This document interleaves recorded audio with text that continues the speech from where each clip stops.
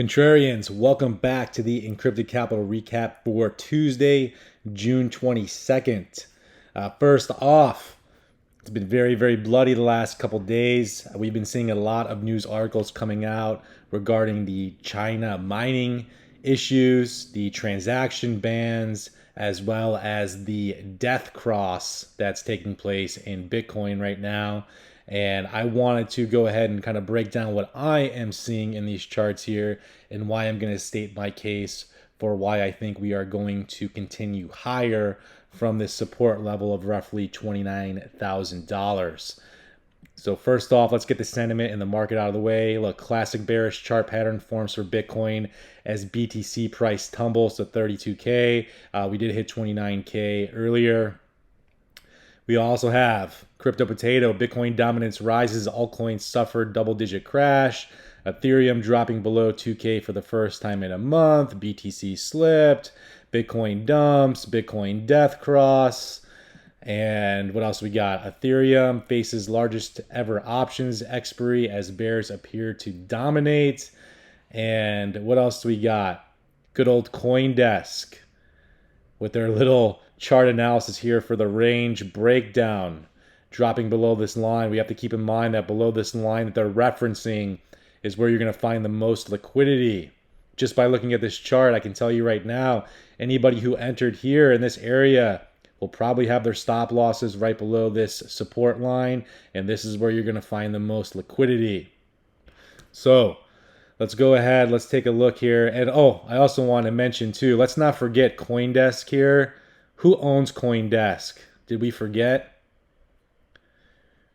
The leader in news and information on cryptocurrency, digital assets, and the future of money is owned by the Digital Currency Group, who invests in cryptocurrencies and blockchain startups.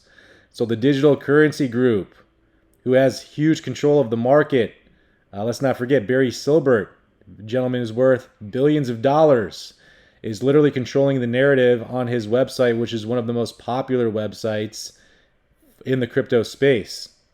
So with that being said here, let's go back to the charts. We got to keep in mind that we have now fallen since the Coinbase IPO, which was the very top of the market. We have now significantly dropped as far as 54%, which is obviously a very nice kickback. Anybody who got in during this hype phase over here is obviously underwater. They've lost half their money. And so let's go ahead. We'll pull up this 50, 100, and 200-day moving average here. And as we can see, we'll get this off there. This is where the death cross is taking place. Right here at this point, this is where you're getting a lot of the max fear taking place. And the important thing to note is that this death cross is taking place after the huge knockback of 55%. We're just now getting it, almost a full month later or so. And so now we add that in combination with this being a huge level of support here. And then we also add that in combination with Ethereum and all these options expiring this week. You have a lot of options expiring on June 25th. And this article states that it's looking to BTC to reverse its price momentum. It did say that the way everything was playing out was that it was potentially bullish for altcoins. So I do not anticipate Ethereum dropping much further. Ethereum itself has already dropped from $4,200 down to $1,900, suffering approximately the same loss as Bitcoin already. You're talking on Ethereum here, you're looking at a little bit more. You're looking at 60% drop here. So do I think it's really going to drop even further after it's already broken out into new all-time highs? I tend to think not. So the big point to make here is that you have to really piece together all of these different confluences. And while this isn't always 100% accurate, I did want to pull up the moon phase chart here. And we're on the daily here, and we can see that not always, but a good majority of the time, the full moon does dictate major price swings in this market here. I'll make this a little bit bigger so you guys can see. If you look at the Coinbase IPO, as I listed here for this arrow, Coinbase IPO full moon right here. Another full moon shortly thereafter. Huge price drop down. We have another full moon right here. Didn't really, shortly after it dropped a little bit further, but we do have another full moon coming up, I believe, on Thursday here. And it is my opinion that when you're looking at this death cross, which a death cross does not always mean the price is going to move down. We have had death crosses where the price does move up, and there is a recent one on this chart here. So that the death cross does not mean that price is going to move further down, but the mainstream news and these CoinDesk articles and Crypto Potato and all these other guys are really having you think that. And I'm thinking that we are going to get a bounce out of here come this full moon that's going to take place here on Thursday. That should get us up out of this range. I do think we are going to continue higher based on all these confluences coming together. So it's not just one aspect that I'm looking at. I am looking at the fact that we are at major support right here, 29,000. We haven't dipped below 29,000.